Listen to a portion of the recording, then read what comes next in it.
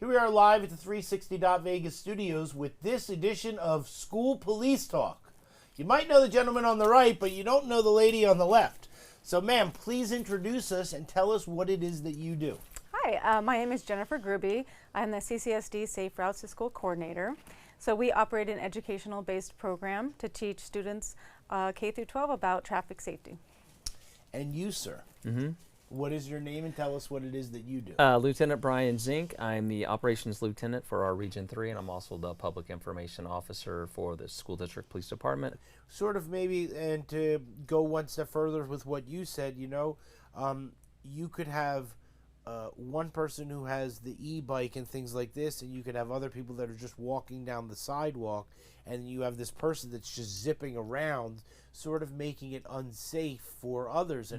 And so I'd like to sort of go to a different place, which is that I would never think about, which is that what time school is over, like what time school begins, because sometimes people just drive that aren't used to a certain area, and they don't realize that that high school just let out, and there's 1,500 people that are getting out the door so that they can get in their car and go away. Oh, believe me, you know what I mean? You know when the schools are dismissing. So this is very important stuff, and sort of this comes down to the pedestrian safety and things like that. And we are a transient city, so people might know rules in one state and then come here, or one other city and state and kind of come here and not know them. But for the majority of the time, I think, know where you're living, know your school zones, know the school zone laws. It seems like you guys talked about school zone laws about no U-turning, no passing,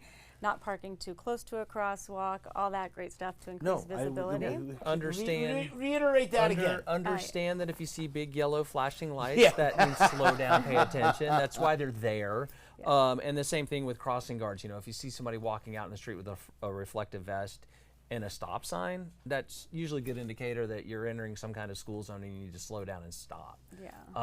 But, you know, so, and that's the main thing is we all the time, well, I just moved here. Well, welcome to Nevada, here's a ticket. You know, because we can't constantly educate. It has to get to a point where we start enforcing, unfortunately. And I think we're well beyond that point. And then just to come back to the e-bikes thing, I just want parents to understand something, that if your kid is out on an e-motorcycle zipping up and down the road and they're stopped, more than likely they're going to get cited and the bike's going to be towed away. Then you're going to have to pay to come and get it towed. What?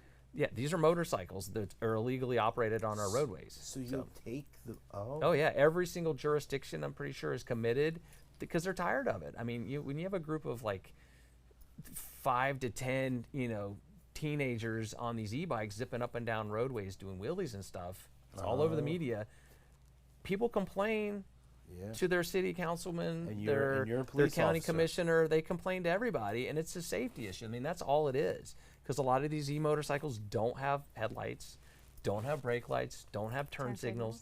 They don't have registration. They don't have license plates, just like everybody else has to do. If you get a moped, one of those Vespa type scooters, you have to register it with the DMV. You got to pay. You got to pay to play. And have training. But a lot of these e-motorcycles, parents just get them, kids just get them, and they're out zipping around, not following the law. So it's an illegal motorcycle basically on a roadway. So there's a good chance that if your kid gets stopped, that bike is going to be confiscated. It's going to be towed away. And again, it's very costly.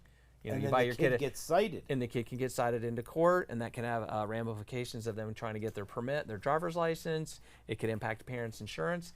If your kid's on one of these devices and they hit a car, who's doing everything right, it's not the driver of the car's fault. It's your fault. It's your kid's fault and your liability now that you're responsible for it. So that's the other thing you got to look at it too, is that you got to teach your kids to be responsible. I know there's not a whole lot of places to take these devices out and ride them, but you got to find some place other than the roadways. And the district really can't control what's happening out on the roadways, no, right? We can't. But we can help by monitoring, educating our students and our staff members about what's in the bike racks. Right. There was just a story in Fox last week about one getting hit by a car. So again, they're out there trying to make it safer for our kids. We got to make it safe for them. Yeah, 100%. Let's look right here, and then we'll wave goodbye, okay? All right, see you later. Thanks, Neil.